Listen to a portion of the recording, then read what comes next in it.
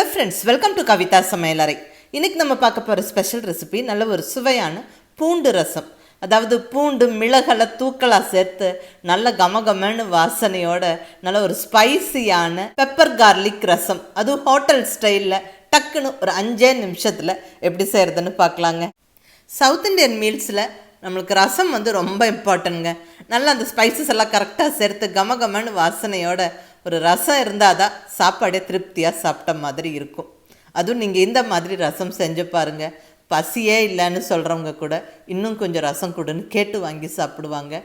அந்தளவுக்கு ரொம்ப நல்லாயிருக்கும். சிம்பிளாக குயிக்காக சமைக்கணும் அப்படிங்கிற டைம் இல்லாத சமயத்துக்கு இந்த மாதிரி ஒரு ரசம் ஒரு பொரியல் வச்சா போதும், அட்டகாசமாக இருக்கும். பர்டிகுலர்லி நான்வெஜ் எல்லாம் சமைக்கிற அன்றைக்கி இந்த மாதிரி ரசம் வச்சா ரொம்ப நல்லதுங்க. நல்ல ஜீரணத்துக்கு ஹெல்ப்ஃபுல்லாக இருக்கும். நான் இன்றைக்கி எங்கள் வீட்டில் நல்ல இந்த பூண்டு மிளகாலாம் தூக்கலாக சேர்த்து செஞ்ச ரசமும் மீன் வறுவலும் தான் செஞ்சேன். இந்த ரசம் மீன் வறுவல் காம்பினேஷன் ரொம்ப சூப்பராக இருக்கும். ஒரு சஜஷனாக சொல்கிறேன், நீங்களும் கண்டிப்பாக ட்ரை பண்ணி பாருங்கள். இப்போ அருமையான பெப்பர் கார்லிக் ரசம் எப்படி பண்ணுறதுன்னு பார்க்கலாம் வாங்க. ஃபஸ்ட்டு ஸ்டெப்பாக நம்ம ரசத்துக்கான மசாலாவை ரெடி பண்ணிடலாங்க. ஃபஸ்ட்டு ஸ்டெப்பாக நம்ம மிக்ஸி ஜாரில் 1 டேபிள் ஸ்பூன் அளவுக்கு பெப்பர் சேர்த்துக்கலாம். மிளகு, அடுத்ததாக சீரகம், அதுவும் 1 டேபிள் ஸ்பூன். கூடவே வர கொத்தமல்லி கொரியாண்டர் சீட்ஸ் 1 டீஸ்பூன். அடுத்ததாக துவரம் பருப்பு 1 டீஸ்பூன். இது கூட பூண்டு நல்ல ஒரு 7-8 பல் பூண்டு எடுத்துருக்குறேங்க. பூண்டோட சைஸு பாருங்கள், கொஞ்சம் பெரிய சைஸாக இருக்குது. இதுவே நீங்கள் சின்ன சைஸ் பூண்டு எடுக்கிறதா இருந்தால் ஒரு 12-15 பல் பூண்டு எடுத்துக்கோங்க. அப்போ தான் நல்லாயிருக்கும். இங்கே பூண்டு கொஞ்சம் அதிகமாக சேர்க்குறோம். அதுவும் இந்த சீரகம் மிளகோடவே சேர்த்தாச்சு. அடுத்ததாக 2 வரமிளகாய். இது கொஞ்சம் நல்ல ஸ்பைசியான ரசம். கூடவே கருவேப்பிலை நல்ல ஒரு கொத்து, ஃப்ரெஷ்ஷான கருவேப்பிலை ஒரு கொத்து போட்டுடலாம். நல்ல வாசனையாக இருக்கும். அடுத்தது பெருங்காயம். இது மிஸ் பண்ணாமல் சேர்த்துக்கங்க, ரொம்ப நல்லது, நல்ல வாசனையாக இருக்கும் ரசம். நான் இங்கே பெருங்காயம் கிரானுல்ஸாக எடுத்துருக்கிறேன், ஒரு 1/4 டீஸ்பூன் அளவுக்கு. இப்போ இந்த ஸ்பைசஸ் எல்லாம் நல்லா இப்படி கொஞ்சம் பருப்பருன்னு அரைச்சிக்கணும். ரொம்ப ஃபைன் பேஸ்ட் ஆக்கக்கூடாது, தண்ணி விடாமல் இந்த மாதிரி பருப்பருன்னு அரைச்சிக்கோங்க. நல்ல கமகமன்னு வாசனையோட ரசத்துக்கான மசாலா ரெடிங்க. இப்போ நம்ம ரசம் தாளிச்சிடலாம். குயிக்காக ரெடி ஆகிடும். இங்கே ஸ்டவ்வில் பாத்திரம் வச்சாச்சு. பாத்திரம் சூடானதுக்கப்புறம் நல்லா ஒரு 2 ஸ்பூன் ஆயில் சேர்த்துக்கிறேன். இந்த ஆயில் கொஞ்சம் சூடாகட்டும். இதில் 1 டீஸ்பூன் அளவுக்கு கடுகு உளுந்தம்பருப்பு, கூடவே 1/4 டீஸ்பூன் வெந்தயம். வெந்தயம் மிஸ் பண்ணாமல் சேர்த்துக்கங்க. ரசம் நல்ல சுவையாக இருக்கும், நல்லதும் கூட. ஸோ நல்ல வெந்தயம் இந்த கடுகு உளுந்தம்பருப்பெல்லாம் கொஞ்சம் பொரிஞ்சதுக்கப்புறம் இப்போ 1 பச்சை மிளகாய் 1 வரமிளகாய் உடச்சி சேர்த்தாச்சு. இது கூடவே நல்ல ஒரு 2 கொத்து ஃப்ரெஷ்ஷான கருவேப்பிலை. இதெல்லாம் நல்லா பொரிஞ்சதுக்கப்புறமா இப்போ நம்ம அரைச்சி ரெடியாக வச்சுருக்கிற அந்த ரசப்பொடியை சேர்த்துடலாங்க. நல்லா பருப்பருன்னு அரைச்சி வச்சுருக்கிற ரசப்பொடியை இந்த ஆயிலில் சேர்த்துடலாம். எல்லாம் நம்ம பச்சையாக சேர்த்து அரைச்சோம். பூண்டெல்லாம் ஒரு நிமிஷம் வதக்கி விட்டுட்டு நம்ம தக்காளி புளி தண்ணியெல்லாம் சேர்க்கும்போது ரொம்ப நல்லாயிருக்கும். டேஸ்ட்டும் வாசனையும்.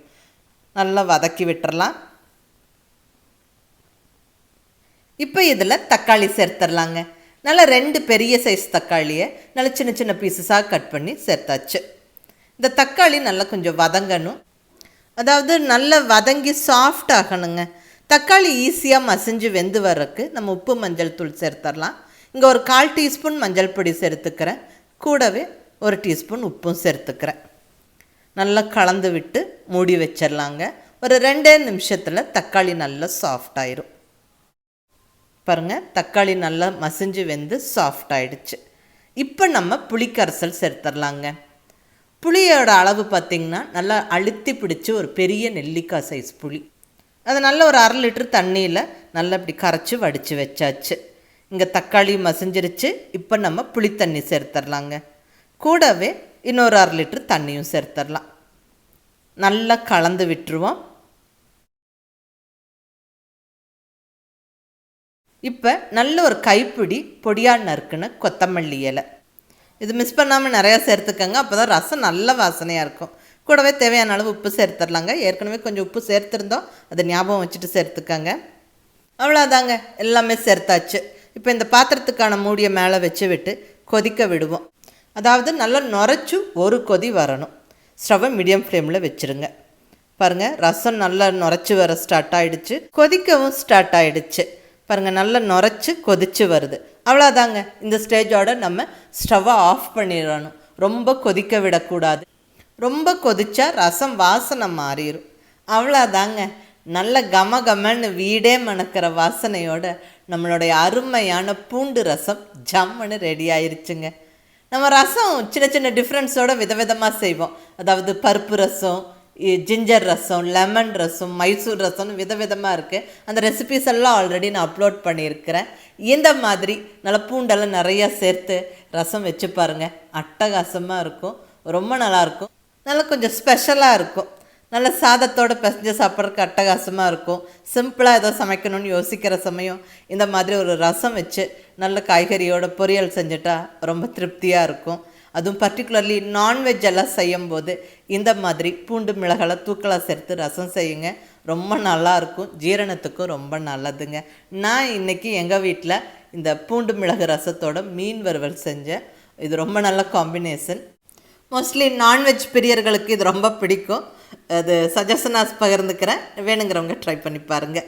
மிஸ் பண்ணாமல் இந்த பூண்டு மிளகு ரசம் ரெசிப்பியை ட்ரை பண்ணி பார்த்துட்டு எப்படி இருந்ததுன்னு உங்கள் ஃபீட்பேக் சொல்லுங்கள்.